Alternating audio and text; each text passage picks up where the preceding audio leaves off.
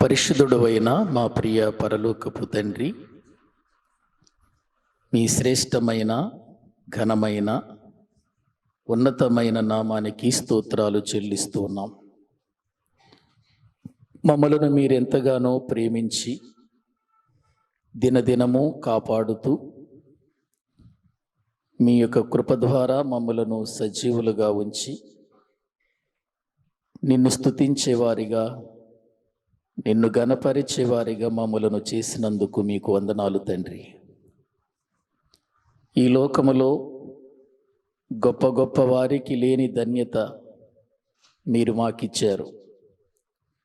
మీ సన్నిధిలో కూర్చొని నీ గొప్ప మాటలు వినే అవకాశాన్ని మీరు మాకు కలిగించారు తండ్రి. అందును బట్టి మీకు వందనాలు చెల్లిస్తూ ఉన్నాం. ఇప్పటి వరకు ప్రారంభ ప్రార్థన నుండి మీ సన్నిధి మాకు తోడుగా ఉంచి సమస్త విషయాలలో కూడా మీ సహాయం మాకు అందించి నడిపిస్తున్న విధానముకై మీకు స్తోత్రములు చెల్లిస్తూ ఉన్నాం తండ్రి. మరలా తిరిగి నీ మాటల యొద్దకు వస్తుండగా సమయోచితమైన మీ జ్ఞానమును, పరిశుద్ధాత్మ సహాయమును మాకు అనుగ్రహించండి. నీ మాటలను నీ మాటలుగా బోధించగలిగిన కృప మీరు నాకిచ్చి వినుచున్న వారికి మేలు కలుగునట్లు మాతో మాట్లాడి బలపరచమని యేసుక్రీస్తు ప్రభు పేరిట ప్రార్థించి వేడుకుంటున్నాము తండ్రి. ఆమేన్. ప్రభునందు ప్రియమైన దేవుని వారలారా, దైవ గ్రంథములో నుండి మనము గత కొన్ని దినాలుగా యోధా రాజుల చరిత్రను గురించి మాట్లాడుకుంటూ వస్తూ ఉన్నాం. యోధా రాజులు దేవుని చట్టంలో, దేవుని యొక్క ఉద్దేశంలో, దేవుని ప్రణాళికలో తన ప్రజలను నడిపించటానికి దేవుడు నిర్ణయించిన వారే ఇశ్రాయేలు రాజులు. కానీ వారి తప్పిదముల వలన ఒకే రాజ్యముగా ఉండవలసిన ఇశ్రాయేలు రాజ్యము రెండుగా చీలిపోయింది. ఇశ్రాయేలు రాజ్యంగా, యోధా రాజ్యంగా చీలిపోయిన ఈ రెండు రాజ్యాలకు చట్టము ఒకటే, వారి దేవుడు ఒక్కడే. వారికి ఇవ్వబడినటువంటి రాజులు కూడా దేవుని చట్టాన్ని అనుసరించి బ్రతకాలని దేవుడు ఆశించి వారిని ప్రియులారా రాజులుగా నిర్ణయిస్తే, ఇశ్రాయేలు రాజులలో ఒక్కడు కూడా దేవునికి ఇష్టమైన వాడుగా బ్రతకలేదు. అందుచేత ఆ రాజ్యాన్ని, ఇశ్రాయేలు రాజ్యాన్ని అష్షూరు రాజు చెరకు అప్పగించినట్లుగా మనం ఇశ్రాయేలు రాజులను గురించి ధ్యానించేటప్పుడు చూసాం. ఇక ఆ తదుపరి మనం యోధా రాజులను గురించి మాట్లాడుకుంటూ వస్తూ ఉన్నాం. యోధా రాజులలో కూడా అందరూ మంచివారు కనిపించటం లేదు. ఎక్కడో మచ్చుకు కొంతమంది మాత్రమే దేవుని యందు భయభక్తులు కలిగిన వారిగా జీవించటం మనం చూస్తూ ఉన్నాం. అందులో పోయిన వారంలో మనం అతల్య అనేటువంటి ఒక స్త్రీ, దుర్మార్గురాలైన స్త్రీ, దుర్మార్గురాలైన రాణి, దుర్మార్గురాలైన తల్లి, దుర్మార్గురాలైనటువంటి ప్రియులారా జీవితము కలిగినటువంటి అతల్య ఏ విధముగా రాజ్యాన్ని పాడు చేసిందో, దేవుని ప్రణాళికను పాడు చేయాలి అని అనుకుందో మనము దేవుని వాక్యములో నుండి చూసాం. ఎప్పుడైతే తన కుమారుడు చనిపోయాడు అనే వార్త విందో అతల్య యోధా వంశములో ఉన్నటువంటి రాజులందరినీ కూడా ఆమె నాశనము చేసినట్లుగా దైవ గ్రంథంలో చూస్తున్నాం. ఆ నాశనములో నుండి దైవజనులుగా, దేవుని సేవకులుగా ఉన్న యెహోయాదా, అలాగే తన భార్య అయినటువంటి యెహోషబెతు అనేటువంటి ప్రియులారా వారిద్దరూ కూడా యోవాషు అనేటువంటి ఒక చిన్నవాడిని కాపాడి దేవుని ప్రణాళిక నిలవబడటానికి వారు ఆ వ్యక్తిని దేవుని మందిరములో పెంచినట్లుగా మనం చూస్తున్నాం. పెంచబడినటువంటి ఇతడు ఎవరు? యోవాషు అనేటువంటి ఈ వ్యక్తి తన జీవితంలో ఒక దైవ సేవలో లేక దేవుని యొక్క సేవకుల మధ్యలో పెరిగాడేమో. అతడు కొంచెం భయభక్తులు కలిగిన వాడిగానే మనకు కనబడుతున్నాడు. చిన్నతనములో రాజ్యానికి వచ్చాడు గనక ఆ స్థితి కొంచెం భయభక్తులతోనే ఉన్నట్లుగా మనకు కనబడుతుంది.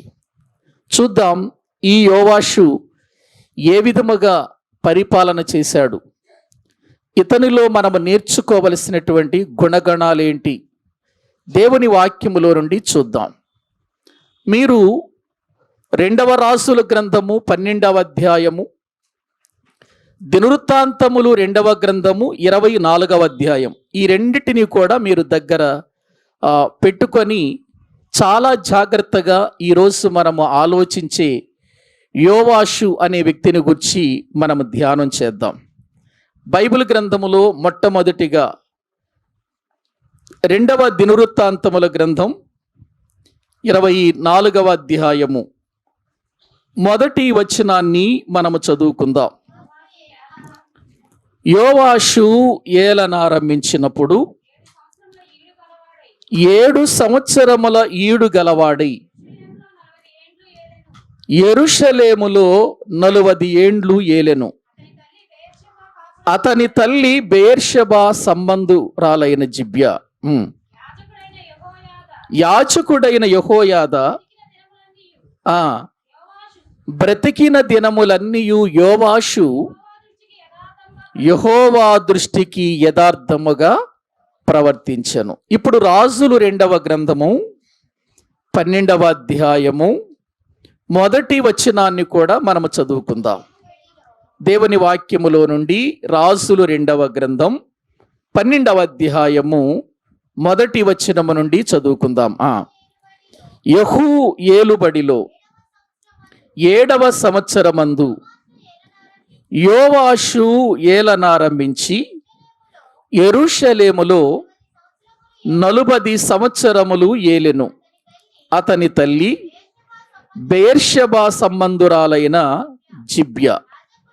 యాజకుడైన యెహోయాదా తనకు బుద్ధి నేర్పువాడయుండు దినములన్నిటిలో యోవాషు యెహోవా దృష్టికి అనుకూలముగానే ప్రవర్తించెను. చాలండి ప్రియులారా, దైవ గ్రంథంలో మనము ఈ రోజున యోవాషు అనేటువంటి వ్యక్తిని గురించి లేక రాజును గురించి మనం మాట్లాడుకోబోతున్నాం.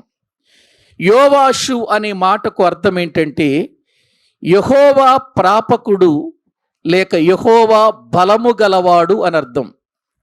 యోవాషు అనే మాటకు అర్థము యెహోవా ప్రాపకుడు లేక యెహోవా బలము గలవాడు అని అర్థం యోవాషు అనే మాటకు. ఈ యోవాషు అనేటువంటి వ్యక్తి ఎన్ని సంవత్సరాల వయసులో రాజయ్యాడు?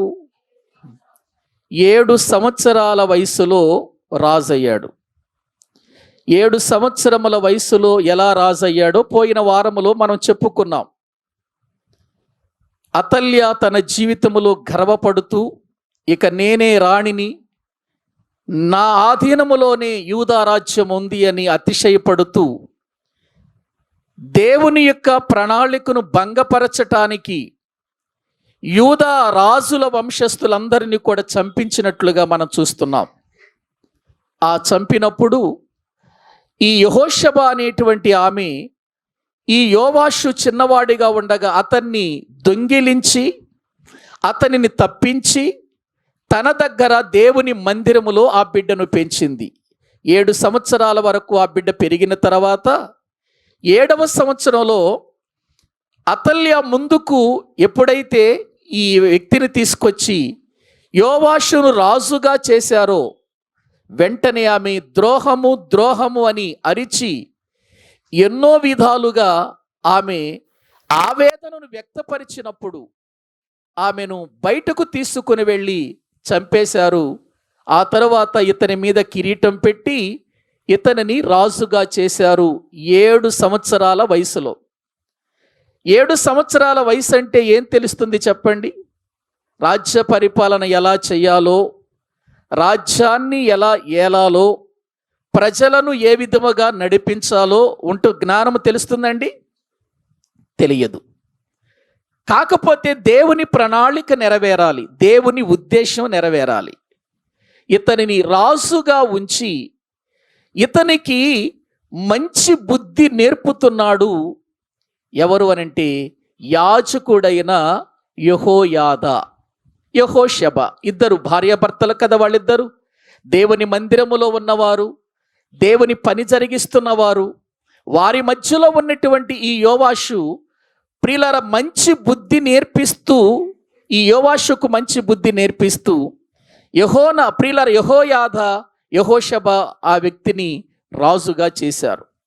అంత మాత్రమే కాదు, రాజుగా చేసిన తర్వాత అతనికి సహాయకారులుగా ఉండి రాజ్య పరిపాలన ఎలా జరిగించాలో నేర్పిస్తున్నట్లుగా, కొన్ని విషయాలలో వీరే సలహా ఇస్తున్నట్లుగా దేవుని వాక్యములో మనము చూస్తుంటున్నాం. ఈ విధంగా యోవాషు ఎన్ని సంవత్సరాలు పరిపాలన చేశాడు అని అంటే ప్రియులారా, ఎన్ని సంవత్సరాలు? 40 సంవత్సరాలు పరిపాలన చేశాడు. ఈ 40 సంవత్సరాల పరిపాలనలో ఇతని చిన్న వయసు నుండి కూడా పెరిగినటువంటి విధానాన్ని బట్టి అతడు మందిరములో ఉన్నటువంటి పరిస్థితులను గమనిస్తున్నటువంటి వాడై రాజ్య పరిపాలనలోకి వచ్చిన తర్వాత యెహోయాదా అనేటువంటి సేవకుని సహాయంతో అతడు పెరుగుతున్నాడు. పెరుగుతూ అతడు రాజ్య సింహాసనాన్ని అధిష్ఠించిన తదుపరి అతనికి వయసు వస్తున్నటువంటి సమయంలో అతనికి ఒక ఆలోచన కలిగింది. ఏంటి ఆలోచన అంటే, ఇదిగో నాకు ముందున్నటువంటి అతల్య కానివ్వండి, ఆమెకు ముందున్నటువంటి అహజ్యా కానివ్వండి, అతనికి ముందున్నటువంటి యెహోరాము కానివ్వండి, దేవుని మందిరాన్ని అసలు పట్టించుకోలేదు. దేవుని మందిరాన్ని సరైన విధానంలో పట్టించుకోకపోగా దేవుని మందిరమున నాశనము చేసి వీళ్ళు అక్కడ విగ్రహాలకు ప్రతిష్ఠితమైనటువంటి దేవాలయాలను కట్టించి దేవుని మందిరము విషయంలో ఏమాత్రం పట్టించుకోకుండా ఉన్నారు. కాబట్టి ఈ రోజున దేవుడు నన్ను రాజుగా చేశాడు, నన్ను అధికారిగా చేశాడు గనుక ఏ విషయమైతే నా ముందున్నటువంటి పితరులు మరిచిపోయారో ఇప్పుడు నేను దేవుని మందిరాన్ని బాగు చేయాలి అని అనుకున్నాడు. ఎవరు? యోవాషు. తన యొక్క చిన్న వయసులో, తన యొక్క ప్రియులారా ఎదుగుతున్నటువంటి ఆ వయసులో అతడు దేవుని సన్నిధిలో బుద్ధి నేర్చుకున్నవాడై, దేవుని యొక్క సేవకుల మధ్యలో పెరిగినటువంటి వాడై దేవుని మందిరాన్ని బాగు చేయాలనుకుంటున్నాడు ఈ రాజు. ప్రియులారా, మంచిదంటారా కాదంటారా? చాలా గొప్ప విషయం అది. ఎందుకంటే ఇశ్రాయేలు జనాంగానికి కానీ యూదా జనాంగానికి కానీ ప్రాముఖ్యమైనటువంటి ప్రియులారా ఆధారమైనటువంటి విషయం ఏంటంటే దేవుని మందిరం, దేవుని మందిరములో చేరటం, దేవుని మందిరములో ఆరాధించటం, దేవుని ఆజ్ఞలను పాటించటం. ఇది వారి రాజ్య విధానం. దేవుని మందిరం ప్రాముఖ్యమైనది వారి జీవితాల్లో. అందుకే ఇశ్రాయేలీలు వారు ఎక్కడెక్కడ ఉన్నప్పటికీ కూడా వారి పండుగ సమయాల్లో కానీ ఆరాధన సమయాలలో కానీ ఎక్కడికి వచ్చేసేవాళ్ళు? యెరూషలేమునకు వచ్చేవారు, దేవుని మందిరానికి. అది వారికి ఒక ప్రాముఖ్యమైనటువంటి స్థలం. అది వారి జీవితంలో గొప్ప స్థానాన్ని సంపాదించుకుంది. ఇప్పుడు దేవుని మందిరములో ఇంతవరకు దేవునికి సంబంధించిన కార్యాలు జరగకపోవటం, ఎంతో కాలము నుండి దేవుని మందిరం పాడుబడిపోవటం, ఎంతో కాలము నుండి దేవుని మందిరపు తలుపులు అలాగే వేసి ఉండటం, దేవుని యొక్క కార్యాలు అక్కడ జరగకపోవటం చూసిన యోవాషు దేవుని మందిరాన్ని బాగు చేయాలి అని అనుకొని వెంటనే తన ప్రక్కనే ఉన్నాడు కదా యెహోయాదాను ప్రియులారా పిలిచి, అక్కడ ఉన్న యాజకులను పిలిచి, లేవీలందరినీ పిలిచి, ఎందుకు లేవీలను పిలిచాడు, ఎందుకు యాజకులను పిలిచాడు? మందిర సేవ చేయవలసిన వాళ్ళు ఎవరు చెప్పండి? ఈ గోత్రానికే కదా దేవుడు అప్పగించింది. లేవి గోత్రానికే మందిరము పని జరిగించటం కానీ, మందిరం పనులు చేయించటం కానీ, మందిరం సేవ జరిగించటం కానీ ఎవరికి అప్పగించాడు? దేవుడు లేవి గోత్రానికి అప్పగించాడు. అందుకని ఈ యోవాషు ఎంత తెలివిగా దేవుని యొక్క చిన్నప్పటి నుండి వాక్యాన్ని వింటూ పెరిగాడేమో, లేవీలను పిలిచి యాజకులను పిలిచి ఏం చేశాడు అనంటే, మీరందరూ కూడా సంఘములో ఉన్న యూదా జనాంగం అందరి దగ్గరకు వెళ్ళి ఈ మందిరమును బాగు చేయటానికి కొంత సొమ్ము మీరు పోగు చెయ్యండి అని అన్నాడు. ప్రియులారా, ఆలోచించండి ఒక్కసారి ఆ మాటలు మనం చదువుకుందాం రండి. రాజుల 2వ గ్రంథం 12వ అధ్యాయము 4వ వచనము నుండి మనం చదువుకుందాం. యోవాషు యాజకులను పిలిపించి యెహోవా మందిరములోనికి తేబడు ప్రతిష్ఠిత వస్తువుల విలువను, అనగా జనసంఖ్య దాఖలా చేయబడిన జనులు తెచ్చిన ద్రవ్యమును వంతు చొప్పున ప్రతి మనిషికి నిర్ణయమైన ద్రవ్యమును స్వేచ్ఛ చేత ఎవరైనను యెహోవా మందిరములోనికి తెచ్చిన ద్రవ్యమును యాజకులలో ఒక్కొక్కడు తనకు నెలవైన వారి యొద్ద తీసుకొని మందిరము ఎచ్చటెచ్చట శిథిలమై ఉన్నదో అచ్చట నెల్ల దానిని బాగు చేయింపవలెనని ఆజ్ఞ ఇచ్చెను.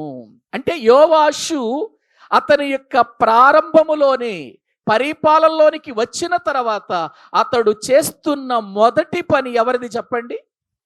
దేవునిది. దేవుని పని జరిగిస్తున్నాడు. అసలు ఆ పని చేయటానికేనండి వీళ్ళందరినీ ఏర్పాటు చేసుకుంది. కానీ ఈ పని చెయ్యకుండా ఇప్పటి వరకు ఎంతో మంది జీవితాలు నాశనం చేసుకున్నారు, ప్రజలను నాశనం చేశారు, దేవుని మాటకు అవిధేయులైపోయారు.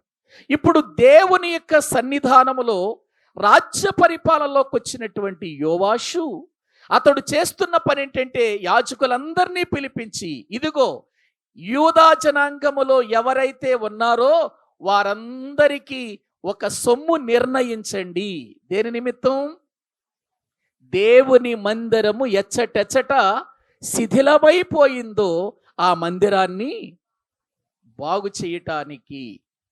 చూడండి ప్రియులారా, యోవాషు చేస్తున్న ఒక మంచి పని వారికి నిర్ణయించినటువంటి దాన్ని ఇచ్చేశారండి.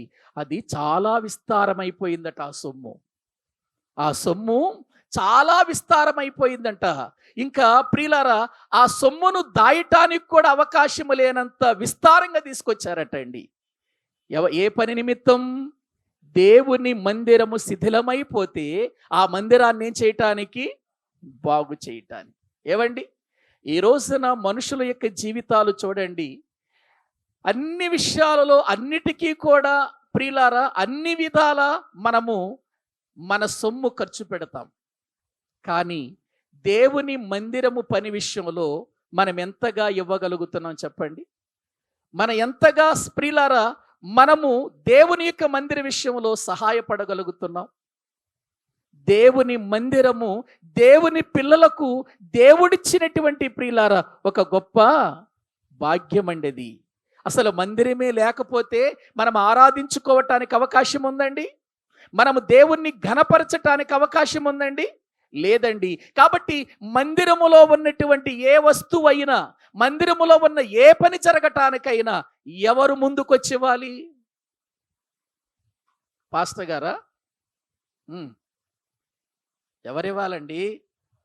రక్షించబడిన ప్రతి వ్యక్తి బాధ్యత అది. ఒక ఫ్యాన్ ఆగిపోయిందనుకో, చూస్తున్నారు కదా మీరందరూ, చూస్తున్నప్పుడు వెంటనే మీలో ఒక ఆశ రావాలి.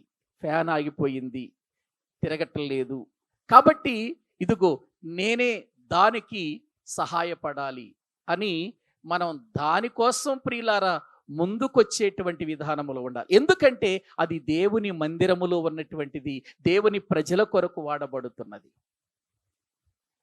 ఈ విధంగా ప్రియులారా ముందుకు రావలసిన బాధ్యత ప్రతి ఒక్కరికి ఉందండి. అప్పుడే విస్తారమైనటువంటి ఆశీర్వాదాన్ని మనం పొందుతాం, చూడగలుగుతాం.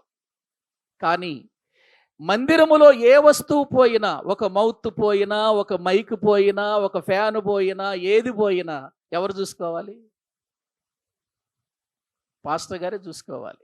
ఈ రోజుల్లోనండి. అసలు వాటి గురించి ఏమైనా బాధ్యత ఉంటుందండి? ఎవరికైనా బాధ్యత ఉంటుందండి? బాధ్యత తీసుకుంటారండి వాళ్ళు ఎవరైనా? లేదండి. ఈ రోజుల్లో అటువంటి పరిస్థితులు జరగటం లేదండి. ప్రియులారా, ఆ రోజున వాళ్ళు ఇచ్చినటువంటి విస్తారమైనటువంటి ధనం దేనికోసం? మందిరాన్ని బాగు చేయటం కోసం వారు ఇచ్చినటువంటి విస్తారమైనటువంటి ధనం విస్తారమైపోతుంది. ధనం విస్తారమైపోతూ ఉన్నప్పుడు ప్రియులారా, పని మాత్రం చేసేవాళ్ళు అక్కడ కనిపించటం లేదు. అలా సంవత్సరాలు గడిచిపోయాయి. దరిదాపు 23 సంవత్సరాలు విస్తారమైన ధనం వస్తుంది కానీ పని జరిగించే వాళ్ళు ఎవరు లేరు. అప్పుడు యోవాషు వెంటనే తనను పెంచినటువంటి యెహోయాదాను పిలిచి, పని జరిగించటం లేదు, డబ్బు విస్తారంగా వచ్చేసింది, ఎందుకు పని జరగకుండా ఉంది, కాబట్టి పని జరిగించండి అని చెప్పినప్పుడు వెంటనే యెహోయాదా ఒక పెద్ద పెట్టి తయారు చేయించి అక్కడ మందిరం దగ్గర పెట్టినప్పుడు ఇంకా విస్తారమైనటువంటి ధనము ఆ మందిరము ప్రియులారా శిథిలమైపోతే బాగు చేయటానికి వచ్చింది ప్రియులారా. అప్పుడు దేవుని పనిని ప్రారంభించారు. అద్భుతమైనటువంటి విధానములు, శిథిలమైపోయినటువంటి దాన్ని బాగు చేశారు. చూడండి ఒక్కసారి బైబిల్ గ్రంథములో మనము చూస్తే 8వ వచనము చదువుకుందాం. కాబట్టి యాజకులు మందిరములో శిథిలమైన స్థలములను బాగు చేయుట మా వశము లేదు కనుక జనుల యొద్ద ద్రవ్యము ఇక తీసుకొనమని చెప్పిరి. అంతట యాజకుడని యెహోయాదా ఒక పెట్టెను తెచ్చి దాని మూతకు బెజ్జము చేసి బలిపీఠము దగ్గరగా యెహోవా మందిరములో ప్రవేశించు వారి కుడిపార్శ్వమందు దానిని ఉంచగా, ద్వారము కాయు యాజకులు యెహోవా మందిరములోనికి వచ్చిన ద్రవ్యమంతయు అందులో వేసిరి. పెట్టెలో ద్రవ్యము విస్తారముగా ఉన్నదని వారు తెలియచేయగా, రాజు యొక్క ప్రధాన మంత్రియును ప్రధాన యాజకుడును వచ్చి యెహోవా మందిరమందు దొరికిన ద్రవ్యము లెక్క చూచి సంచులలో ఉంచిరి. తరువాత వారు ఆ ద్రవ్యమును తూచి యెహోవా మందిరపు కాపరులకు అనగా పని చేయించు వారికి అప్పగించిరి. వీరు యెహోవా మందిరమందు పనిచేసిన కంసాలులకును శిల్పకారులకును కాసె పని వారికిని రాతి పని వారికిని ఇచ్చిరి. యెహోవా మందిరమందు శిథిలమైన స్థలములను బాగు చేయుటకు మ్రానులనేమి చెక్కబడిన రాళ్లనేమి కొనుటకును మందిరము బాగు చేయుటలో అయిన ఖర్చు అంతటికిని ఆ ద్రవ్యము ఇచ్చుచు వచ్చిరి. చూసారా అండి?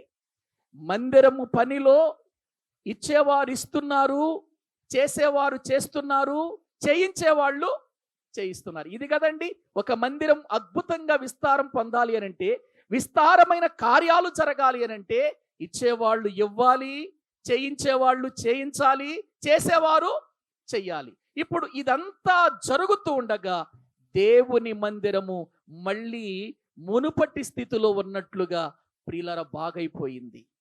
ఇక ప్రజలు దేవుని మందిరములోనికి రావటం, దేవుని మందిరములో ఆరాధించటం, దేవుని యొక్క సన్నిధిలో ఎంతగానో దేవుణ్ణి ఘనపరచటం జరుగుతుంది. ఎందుకంటే చాలా కాలము నుండి శిథిలమైపోయింది మందిరం. ఏ రాజు కూడా మందిరాన్ని పట్టించుకోలేదు. అతల్య చూస్తే ఆమె ఇష్టానుసారంగా దేశాన్ని పాడు చేసింది.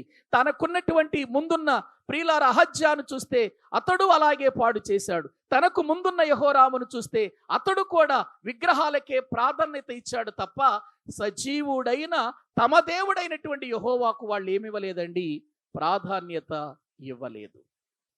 ప్రియులారా, ఇప్పుడు అటువంటి పరిస్థితుల్లో ఇంతకాలము తర్వాత మందిరము మరలా బాగుపడటం, మందిరములో అనేక వస్తువులు కొనటం, మందిరము చాలా ప్రియులారా అద్భుతంగా కనబడటం చూచిన ప్రజలు దేవుని మందిరములోనికి వచ్చి దేవుని ఏం చేస్తున్నారు చెప్పండి? ఆరాధిస్తున్నారు, దేవుని స్తుతిస్తున్నారు. ఇలా కాలము గడిచిపోతూ ఉండగా దేవుని సేవకుడు చచ్చిపోయాడు. ఎవరు? యెహోయాదా మరణించాడు. ప్రియులారా మరణించాడు. ఏం జరిగిందో చూడండి. యెహోయాదా మరణించిన తర్వాత దేవుని వాక్యములో ప్రియులారా మనము చూడగలిగితే దినవృత్తాంతముల 2వ గ్రంథంలోనికి వద్దాం. దినవృత్తాంతములు 2వ గ్రంథం 24వ అధ్యాయము 15వ వచనాన్ని మనము చదువుకుందాం. యెహోయాదా దినములు గడిచిన వృద్ధుడై చనిపోయెను. అతడు చనిపోయినప్పుడు 130 ఏండ్లవాడు.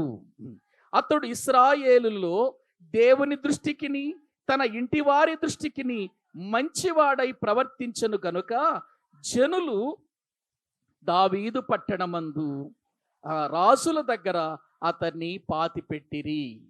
ఏ దైవజనుడైతే యోవాషును పెంచాడో, ఏ దైవజనుడైతే యోవాషును దేవుని ప్రణాళిక ప్రకారము రాజును చేశాడో, ఏ యెహోయాదా అనేటువంటి దైవ సేవకుడు మందిరము విస్తరణలో ప్రియులార పాలు పంపులు పొందాడు, ఇప్పుడు దేవుని కార్యాలను జరిగించేటువంటి అసలైనటువంటి దైవజనుడు మరణించటం జరిగిందండి.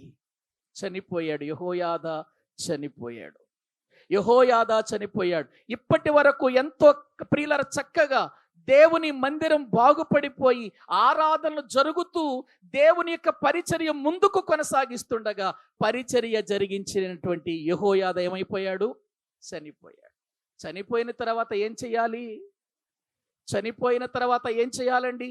ఒక సేవకుడు మరణించిన తర్వాత, నమ్మకంగా దేవుని పరిచర్యను కొనసాగించిన సేవకుడు ప్రియులారా మరి మరణించిన తర్వాత జరిగించవలసిన పని ఏంటి? ఆ పని ఆగిపోవాలా? ఆ మందిరం మళ్ళీ శిథిలమైపోవాలా? లేదండి ప్రియులారా. కానీ ఇక్కడ జరిగిన విషయం ఏంటో తెలుసా?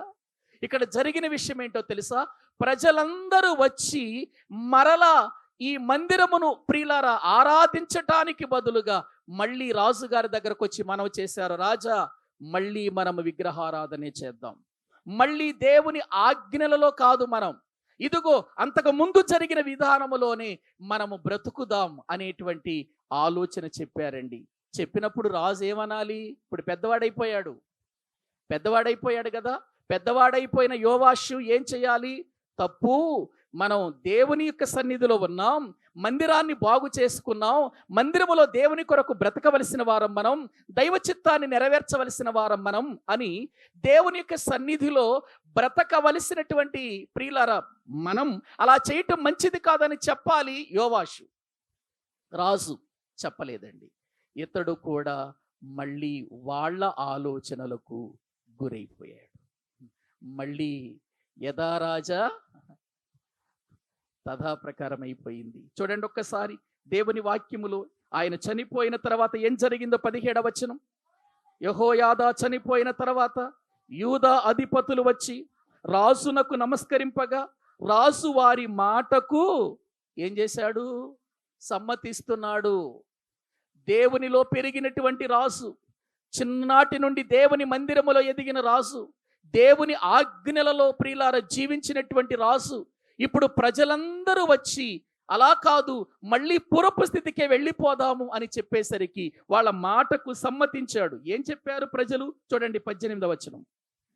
జనులు తమ పితరులైన దేవుడైన యెహోవా మందిరమును విడిచి దేవతా స్తంభములకును విగ్రహములకును పూజ చేసిరి. వారు చేసిన ఈ అపరాధము నిమిత్తము యూదా వారి మీదికిని యెరూషలేము కాపురస్తులమందరి మీదికి కోపము వచ్చెను. అంటే ఏం చేశారండి వీళ్ళు? మళ్ళీ ఎక్కడికి వెళ్ళిపోయారు? మళ్ళీ విగ్రహారాధనలోనికి వెళ్ళిపోయారు. దానికి సమ్మతించిన వ్యక్తి ఎవరు? రాజు. నిజంగా ప్రజల యొక్క మద్దతు పొందాలనుకున్నాడో, లేకపోతే ఇక రాజ్యం నా యొక్క ఆధీనములోనే ఉంటే బాగుంటుంది అనుకున్నాడో, ప్రజల మాటే వింటే మంచిదనుకొని దేవుని మందిరాన్ని బాగు చేసిన వాడు, దేవుని పనిలో ప్రియులార కాలాన్ని గడిపిన వాడు, దేవుని కొరకు బ్రతికిన వాడు, ఇప్పుడు ప్రియులార దేవునిని విడిచి ఎక్కడికి వెళ్ళిపోతున్నాడు చెప్పండి? విగ్రహాలలోనికి వెళ్ళిపోతున్నాడు. మళ్ళీ దేవతా పూజ ప్రియులార ఆరాధనలోనికి వెళ్ళిపోతున్నట్లుగా లేఖనాలలో మనము చూస్తున్నాం. దీనిని బట్టి దేవుని కోపము ఎవరి మీదకి వచ్చింది? ప్రియులార యూదా ప్రజల మీదకి వచ్చినట్లుగా దైవ గ్రంథంలో చూస్తున్నాం. ఏంటండి ఈ పరిస్థితి? ఏంటండి వాక్యం వింటున్న ప్రియులార దేవుని ప్రణాళిక, దేవుని ఉద్దేశాన్ని ఏంటి ఈ రాజులు ఇలా చేస్తున్నారు? బాగున్నట్టుగానే ఉంటున్నారు, ప్రార్థన చేసినట్టుగానే చేస్తున్నారు, ఆరాధన చేసినట్లుగానే చేస్తున్నారు, దేవుని వాక్యం ప్రకటించినట్టుగానే ప్రకటిస్తున్నారు, దేవుని పనిలో ఉన్నట్టుగానే ఉంటున్నారు. చివరికి వచ్చేసరికి ఏమైపోతున్నారు ప్రియులారా? పతనమైపోతున్నారు. ఇది దేవుని ప్రణాళిక. చాలా మంది జీవితాలలో దేవుని నమ్మిన తర్వాత కొద్ది కాలం చాలా అద్భుతంగా ఉంటారు, చాలా మంచిగా ఉంటారు, చాలా చక్కగా ప్రియులారా ప్రవర్తిస్తారు, చాలా భయభక్తులతో ఉంటారు. కానీ రాను రాను రాను రాను ఆత్మీయ జీవితంలో ఏమైపోతూ ఉంటారండి? దిగజారిపోతూ ఉంటారు. యోవాషులాగానే.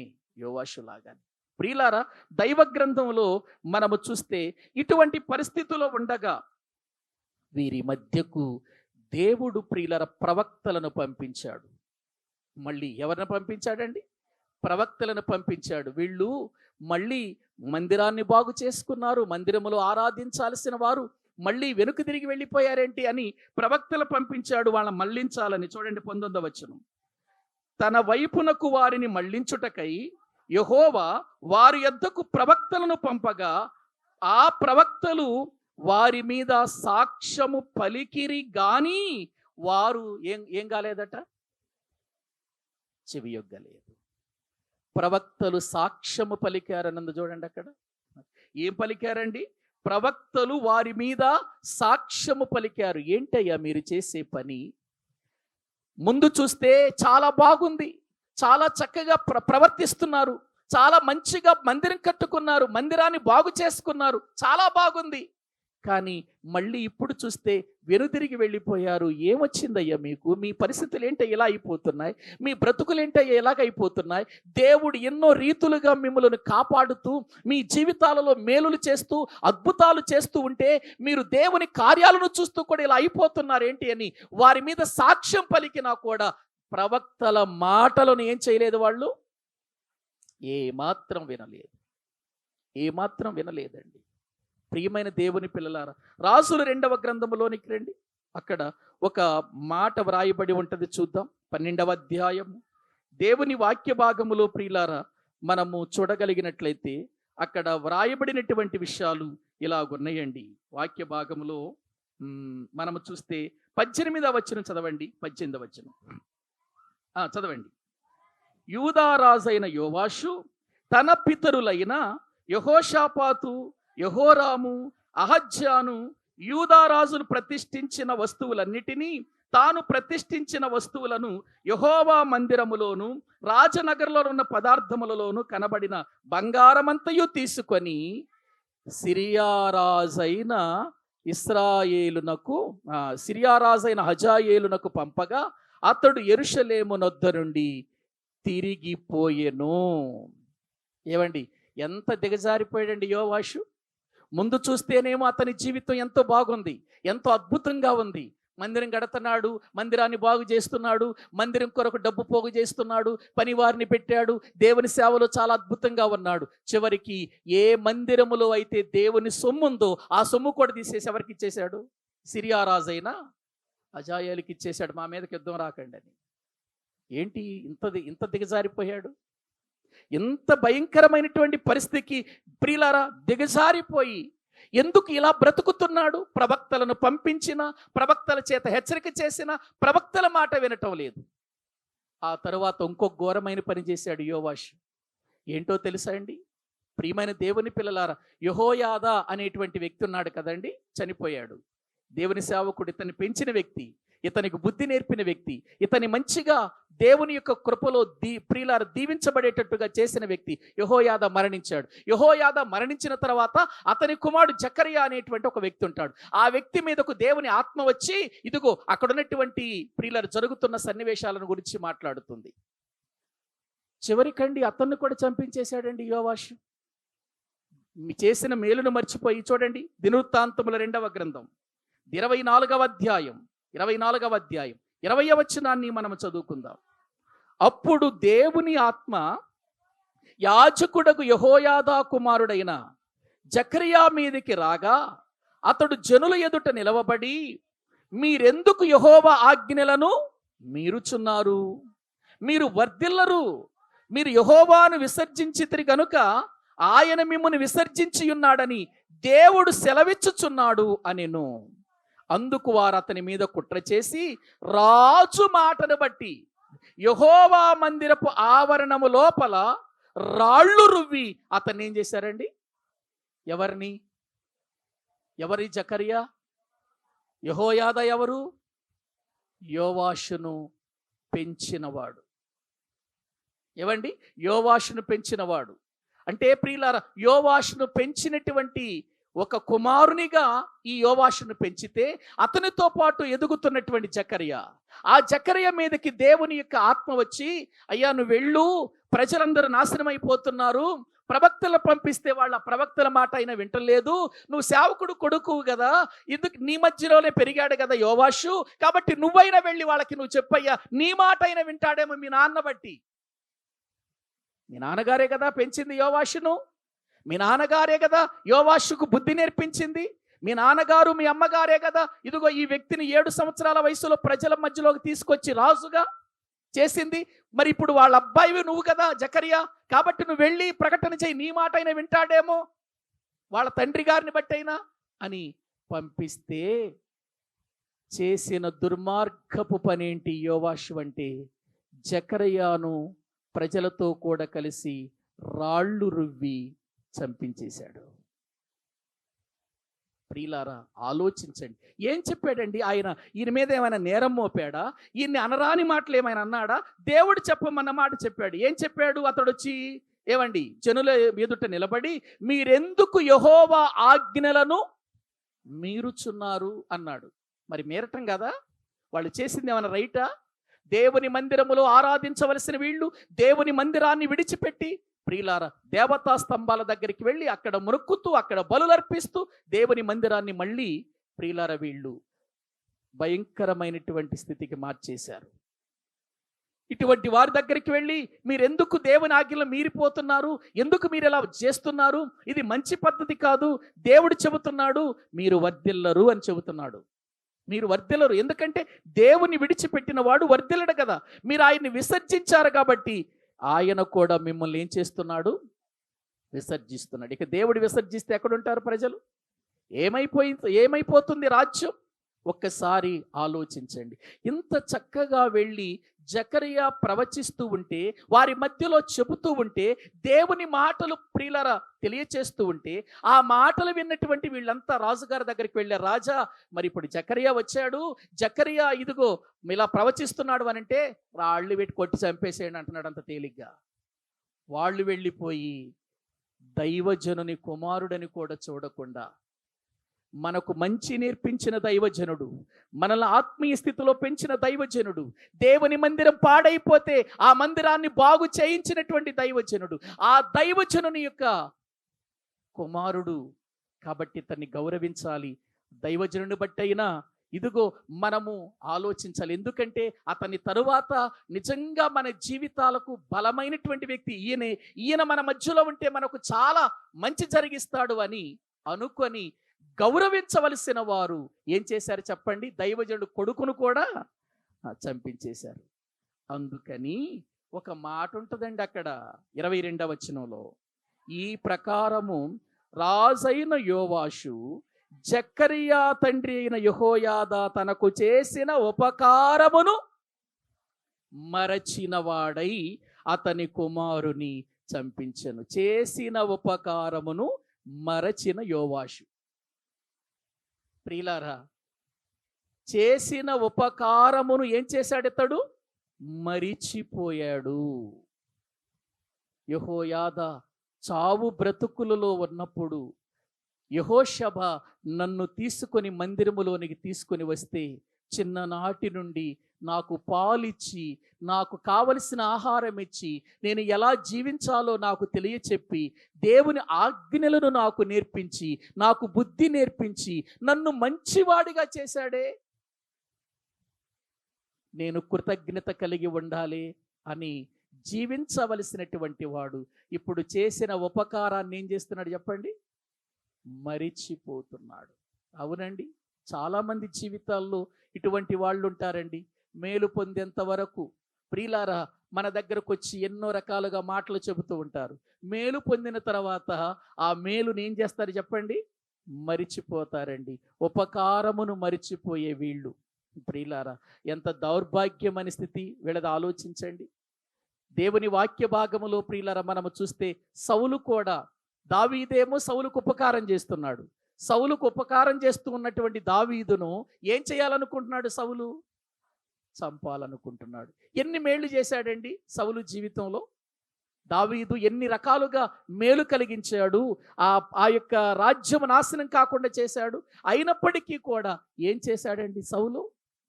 దావీదు మీద ప్రియులర పగబట్టి అతన్ని చంపాలి అని అనుకున్నాడు. ఒకానొక సందర్భంలో మాట్లాడుతూ ఏమంటాడు ఒకసారి చూడండి. వాక్య భాగములు సౌలే తన నోటితో మాట్లాడుతూ ఏమంటాడో ఒకసారి మనము చూద్దామండి.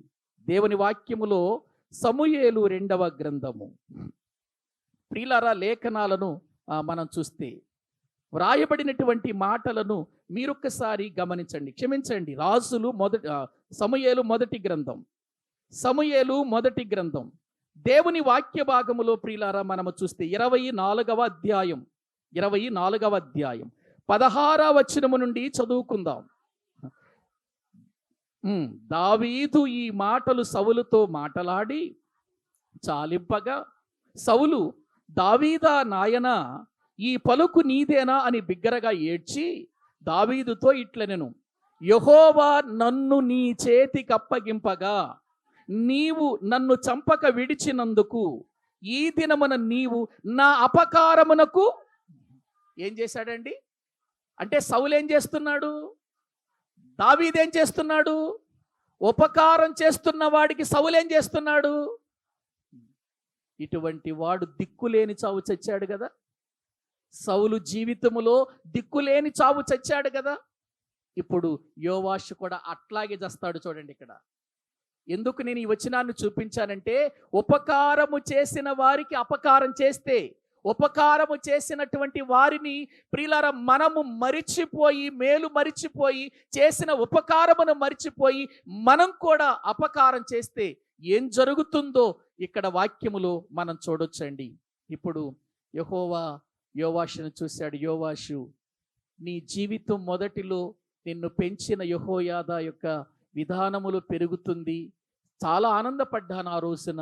కానీ ఈ రోజున ఎంత ఘోరానికి వెళ్ళిపోయావంటే, నిన్ను పెంచిన యెహోయాదా కుమారుడైన జకర్యా నీ దగ్గరకు వచ్చి సరిచేసుకోమని, జాగ్రత్త పడమని నీకు బోధించిన నువ్వు బోధ వినకుండా ఏం చేసావు? రాళ్లతో పెట్టి కొట్టి చంపించేశావు. అతన్ని చంపించేశావు కదా. ఆ తర్వాత సిరియా వాళ్ళు అతని మీదకు యుద్ధానికి రావటం, ఆ యుద్ధంలో ప్రియులారా యోవాషు రోగి అయిపోవటం, ఆ తర్వాత అతని సేవకులు అతని మీద కుట్ర చేసి రోగి అయి ప్రియులారా మంచం మీద ఉన్నటువంటి యోవాషును ఘోరంగా చంపేస్తారు. చూడండి వాక్య భాగములు మనము చూస్తే ప్రియులారా వ్రాయబడిన మాటలు 25వ వచనం చదవండి. దినవృత్తాంతముల 2వ గ్రంథం 24వ అధ్యాయము 24 నుండి చదవండి. 24 నుండి, సిరియనులు చిన్న దండుతో వచ్చినను యూదావారు తమ పితరుల దేవుడైన యెహోవాను విసర్జించినందుకై యెహోవా వారి చేతికి అతి విస్తారమైన ఆ సైన్యమును అప్పగింపగా యోవాషుకి ఏం కలిగింది చెప్పండి? శిక్ష. ఎందుకు వచ్చింది శిక్ష? అక్కడ పైనే వ్రాయబడింది కదా, యెహోవాను విసర్జించినందుకై ఆ శిక్ష కలిగెను. వారు యోవాషును విడిచిపోయినప్పుడు అతడు మిక్కిలి రోగి అయ్యుండెను.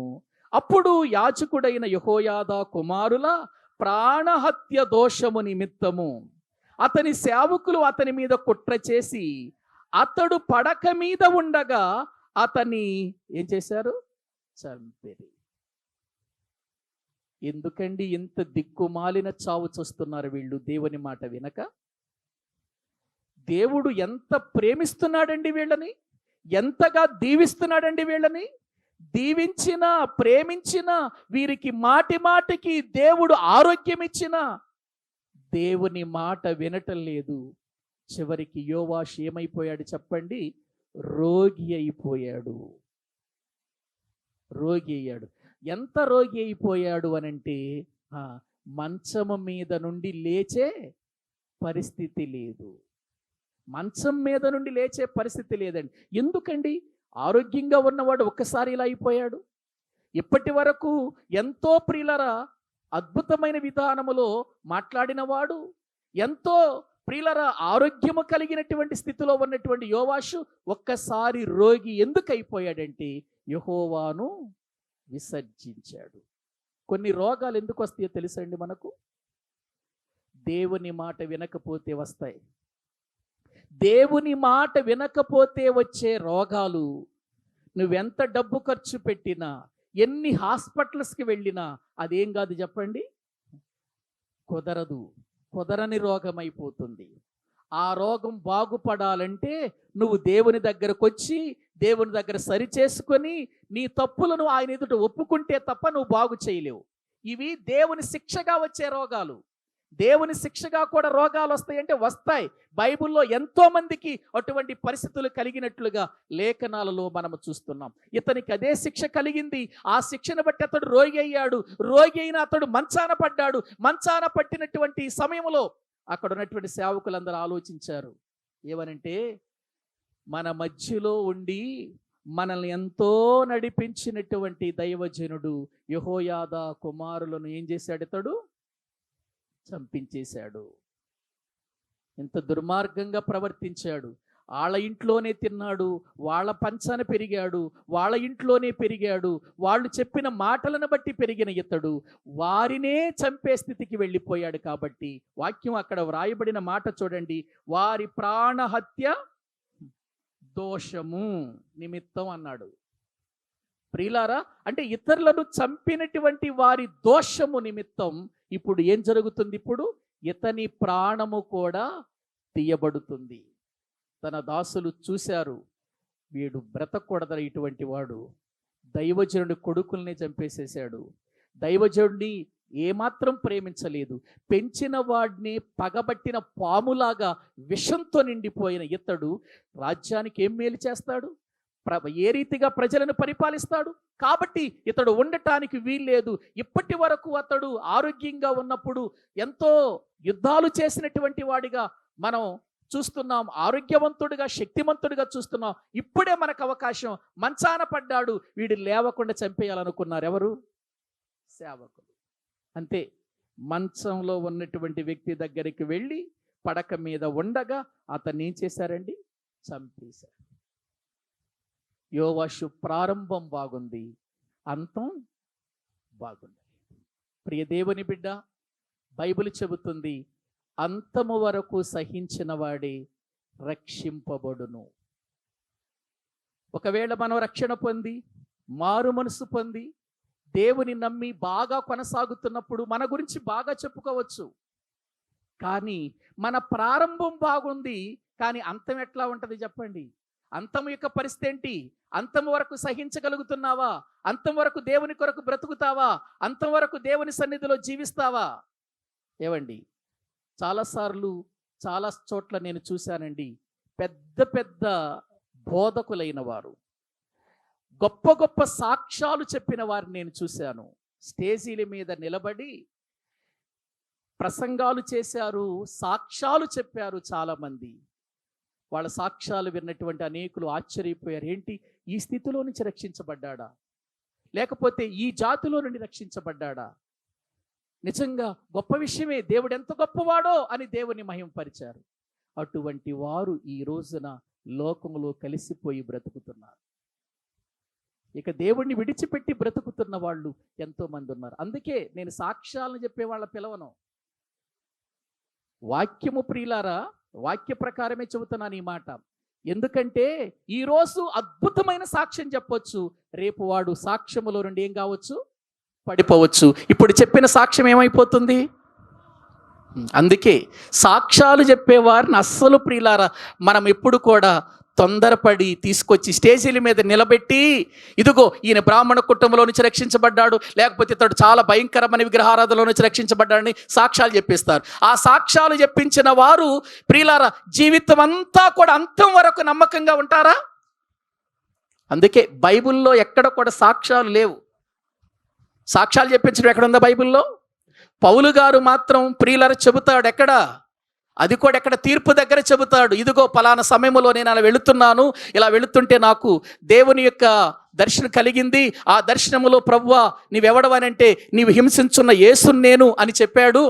ఆ టైములో నేను యేసు ప్రభుని హింసిస్తున్నాను, బాధిస్తున్నాను అని తీర్పు దగ్గర చెప్పాడు. కానీ స్టేజీ మీద ఎక్కడన్నా చెప్పాడా? అందుకే సాక్ష్యాలంత తొందరగా మనము ప్రియులను స్వీకరించకూడదు. వాక్యాన్నే స్వీకరించాలి. మన జీవితాంతము మనల్ని రక్షించేది, మనల్ని కాపాడేది, మన బ్రతుకులను మార్చేది ఏంటి చెప్పండి? సాక్ష్యాలు కాదు, మనుషుల సాక్ష్యాలు కాదు. సాక్ష్యం చెప్పేవాడు సరిగా ఉంటాడో ఉండడో అంతవరకు. ఏవండి, అందుకే మనము దేవుని వాక్యానికి విలువివ్వాలి. వాక్యము నిరంతరం ఉండేదా? మధ్యలో పోయేదా? వాక్యం నిరంతరం ఉండేది. సాక్ష్యం చెప్పిన వాడు ఇవాళ సాక్ష్యం చెప్పవచ్చు, రేపు దేవునికి ఏమైపోవచ్చు? అతడు దూరమైపోవచ్చు. అంతము వరకు సహించనటువంటి పరిస్థితి ఉండొచ్చు. ప్రియులారా, వాక్యములో మనం చూస్తున్నాం. యోవాషు జీవితాన్ని చూస్తే, యోవాషు బ్రతుకును చూస్తే, మొట్టమొదటిగా యెహోయాదా ఉన్న కాలం అంతటిలో కూడా అతడు ఎలా ఉన్నాడు? చాలా బాగున్నాడు, బుద్ధిమంతుడిగా ఉన్నాడు, దేవుని యందు భయభక్తులు కలిగిన వాడిగా ఉన్నాడు. కానీ అతడు చనిపోయిన తర్వాత టోటల్గా ఆయన స్థాయి మారిపోయింది, ఆయన సాక్ష్యం మారిపోయింది, ఆయన బ్రతుకు మారిపోయింది. చివరికి నరహంతకుడు అయ్యాడు, చివరికి దిక్కులేని చావు చచ్చిపోయాడు. రాజైనా, అధికారి అయినా, సామాన్యుడైనా దేవునికి వ్యతిరేకంగా బ్రతికితే ఏదో ఒక రోజున దేవుని శిక్ష మనము అనుభవించక తప్పదు. ప్రియులారా, తప్పదు. అందుకే ఈ దినాన్న దేవుని మాటలు వింటున్న ప్రియ దేవుని పిల్లలారా, మనము అంతము వరకు కాపాడుకోవలసిన అవసరత ఉంది. ఎందుకు మాటి మాటికి వాక్యం దగ్గరకు రావాలి? ఎందుకు మాటి మాటికి ప్రార్థన చేసుకోవాలి? ఎందుకు మన జీవితాల ఆధ్యాత్మికమైన స్థితిలో ప్రియులారా మరి ముందుకు వెళ్ళాలని దేవుని సేవకుల చేత హెచ్చరించబడుతున్నామంటే, నేనైనా నువ్వైనా వాక్యాన్ని వింటున్నప్పుడు వాక్యము చేత బలపడుతూ అంతము వరకు ఏం చేసుకోవాలండి? మన జీవితాలని కాపాడుకోవాలి. అప్పుడు మనము రక్షించబడతాం అని వ్రాయబడి. చదువుతారా వచనాన్ని? మత్తయి సువార్త దేవుని వాక్య భాగములో మనము చూడగలిగితే ప్రియులారా, వ్రాయబడినటువంటి మాటలను మనము జ్ఞాపకం చేసుకోవాలి. మత్తయి సువార్త 24వ అధ్యాయము, మత్తయి సువార్త దేవుని వాక్య భాగములు 24వ అధ్యాయము 12వ వచనాన్ని మనము చదువుకుందాం. అక్రమము విస్తరించుట చేత అనేకుల ప్రేమ చల్లారును, అంతము వరకు సహించిన వాడెవడో వాడే ఏం చేయబడతాడు? అంతము వరకు సహించిన వాడెవడో వాడే రక్షింపబడతాడు. ఏంటి విచిత్రంగా ఉంది ఈ మాట. ఈ మాటను ఎప్పుడైనా ఆలోచించారా మీరు? ప్రభువైన యేసునందు విశ్వాసం ఉంచుము, అప్పుడు నీవును నీ ఇంటి వారును రక్షించబడతారని ఉంది కదా బైబిల్ గ్రంథంలో. ఏమండి, నమ్మి బాప్తీసం పొందినవాడు రక్షింపబడును అని ఉంది కదా బైబిల్లో. మరి నమ్మాము కదా, మనం బాప్తీసం పొందాం కదా, రక్షించబడినట్టేనా? మరి ఇక్కడేమన్నాడు? అంతము వరకు సహించిన వాడే రక్షణ పొందును అని వాక్యంలో ఉంది కదా. మరి అదేంటి? అక్కడేం బాప్తీసం తీసుకుంటే రక్షణ పొందుతాడన్నాడు, ఇక్కడేమన్నాడు? అంతము వరకు. ఏంటి? బాప్తీసం పొందుట అనేది రక్షణలో అడుగు పెట్టటం. బాప్తీసం పొందుట అనేది రక్షణలో అడుగు పెట్టటం. అడుగు పెట్టిన వాడు ఏం కావాలి? భయముతోనూ వణుకుతోనూ తన సొంత రక్షణను ఏం చేయాలి? కొనసాగించాలి. ఈ కొనసాగింపులో శ్రమలు వస్తాయి, కష్టాలు వస్తాయి, ఇబ్బందులు వస్తాయి, ఇరుకులు వస్తాయి, అనేక నిందలు వస్తాయి, అవమానాలు వస్తాయి మన మీదకి. వీటన్నిటిని ఏం చేయాలి? మనం సహించుకుంటే అప్పుడు నీ రక్షణ పరిపూర్ణమవుతుంది. అప్పుడు నువ్వు పరలోకానికి వెళ్ళటానికి అవకాశం దొరుకుతుంది. అది దీని అర్థం. ఆలోచిస్తున్నారండి? ఏదో నేను రక్షణ పొందేశాను, బాప్తీసం తీసేసుకున్నాను, ఇక కాబట్టి నాకు ఇక ఏ చెల్యం లేదు, నేను ప్రార్థనకు రాకపోయినా, నేను ప్రార్థన చేయకపోయినా, వాక్యం వినకపోయినా, విశ్వాసంలో బలపడకపోయినా చచ్చిపోతే ఎక్కడికి వెళ్ళిపోతాను? పరలోకానికి వెళ్ళిపోతావా? ఎవరు చెప్పారు? అంతము వరకు సహించాలి. నీ రక్షణ జీవితములో, నీ రక్షణ విధానములో అంతము వరకు సహించినప్పుడే ఆ రోజున నువ్వు రక్షించబడిన వ్యక్తి అవుతావు, పూర్తిగా నువ్వు రక్షణలోనికి వచ్చిన వ్యక్తి అవుతావు. అప్పుడు నీకు నిత్య జీవం కలుగుతుంది.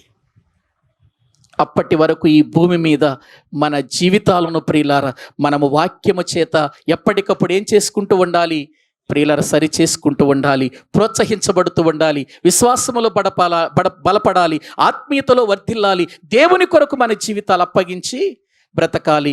చావైనా బ్రతుకైనా దేవుని కొరకి అని మన జీవితాలను సమర్పించుకొని జీవించాలి.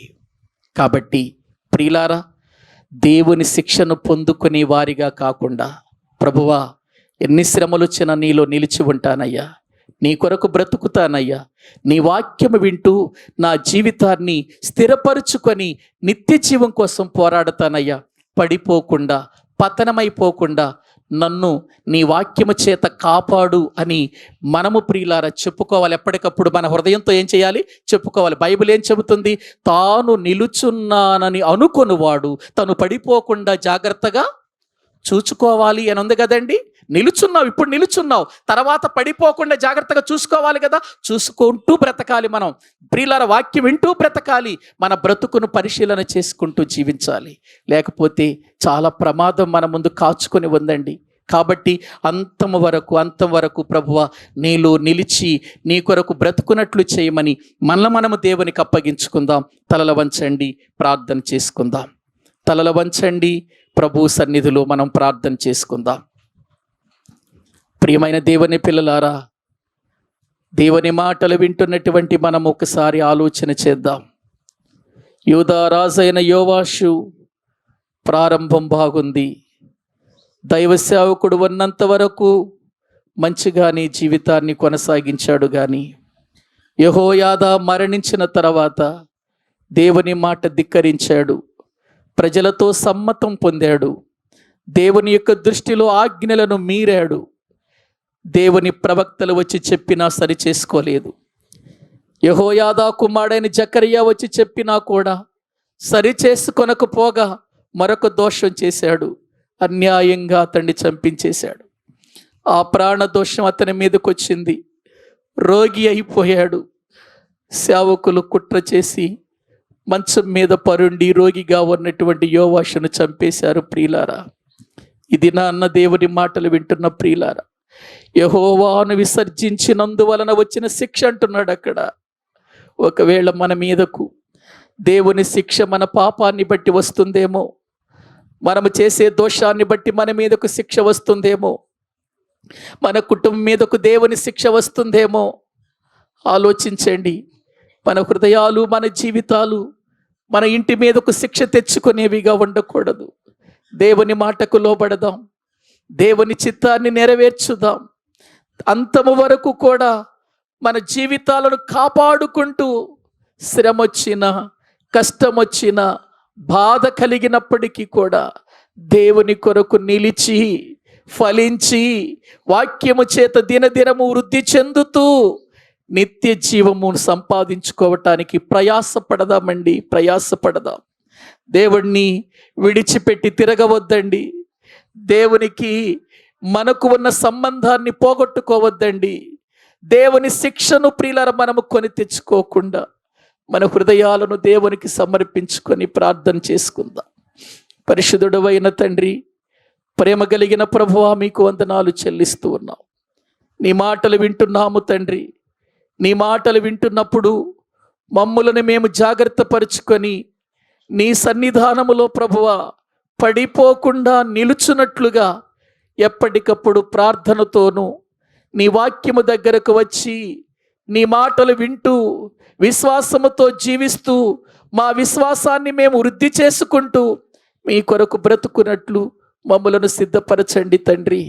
మీ వందనాలు. ఇప్పటికే ఎంతోమంది మార్పు చెందిన వాళ్ళు, ఎంతోమంది పడిపోయిన వారు మా కళ్ళ ముందు కనబడుతున్నారు.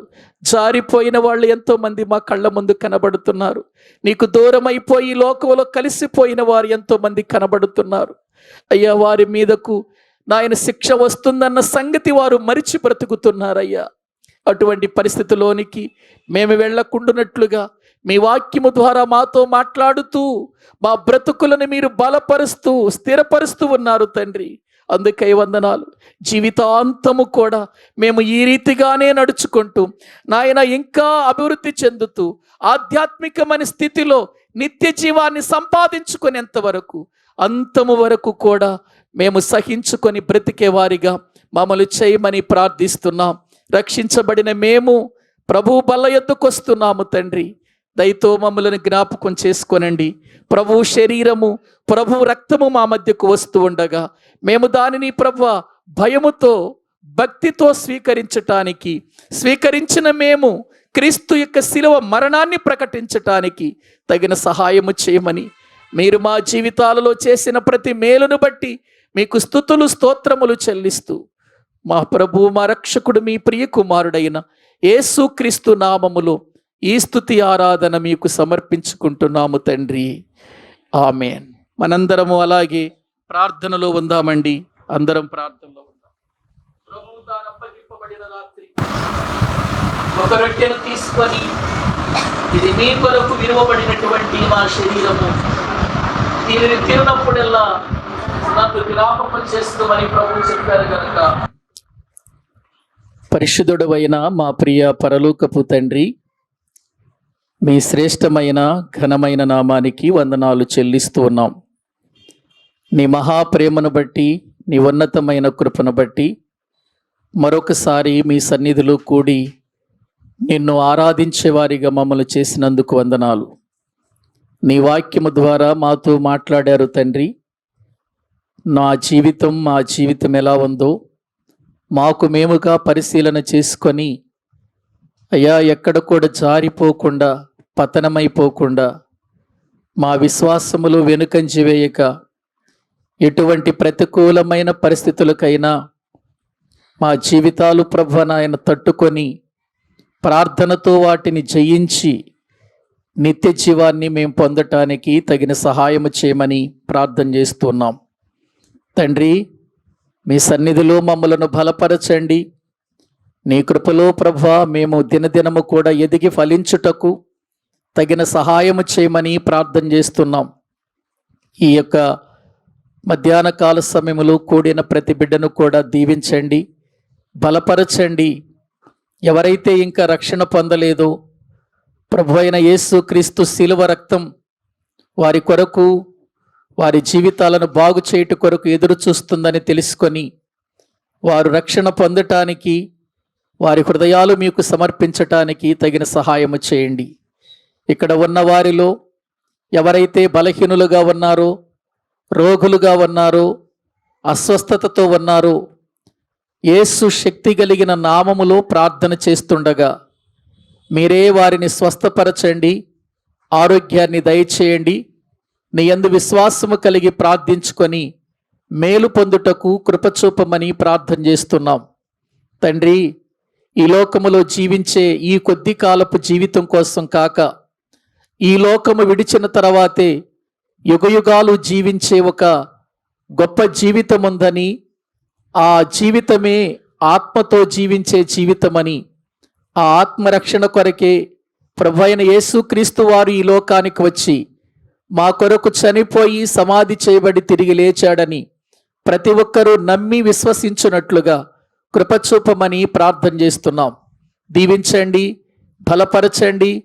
నీ కొరకు ప్రభువా మేము అంతము వరకు జీవించున్నట్లుగా, నిలిచి ఉండునట్లుగా, పడిపోకుండా వాక్యములో, ప్రార్థనలో, విశ్వాసములో ప్రభువా మేము ముందు కొనసాగునట్లు ఆనాటి భక్తులను మా ముందుంచుకొని మేము అడుగులు ముందుకు వేయటానికి సహాయము చేయమని, నీ బిడ్డలు ప్రేమతో ఇచ్చిన కానుకలను దీవించి ప్రతిఫలం అనుగ్రహించమని ప్రార్థన చేస్తూ, చెప్పబడిన ప్రతి మాట ప్రతి వారి హృదయములో పని చేయటానికి కృప చూపండి.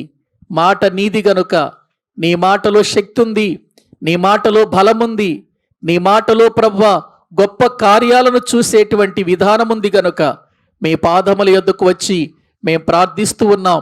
నీ మాట ద్వారానే మేము బ్రతికి మా జీవితాలలో తీర్పు నుండి తప్పించుకోవటానికి, నాయన మరణము నుండి జీవములోనికి ప్రభువా మేము దాటి జీవించటానికి తగిన సహాయము చేయండి. మీ సన్నిధి మాతో కూడా ఉంచమని, నాయన ఇక్కడ కూడిన ప్రతి బిడ్డను కూడా దీవించి ఆశీర్వదించి పంపించమని ప్రార్థన చేస్తూ, మా ప్రభు, మా రక్షకుడు, మీ ప్రియ కుమారుడైన యేసుక్రీస్తు ప్రభు పేరిట ప్రార్థించి స్తుతించి వేడుకుంటున్నాము తండ్రి. ఆమెన్. మన తండ్రి అయిన దేవుని ప్రేమ, ఆయన కుమారుడైన యేసుక్రీస్తు వారి యొక్క కృప, పరిశుద్ధాత్మ నిత్య సహాయము, సన్నిధి ఇక్కడ కూడిన మనకును సకల పరిశుద్ధులకును సదాకాలము తోడయుండి నడిపించునుగాక. ఆమేన్. అందరికీ వందనాలు.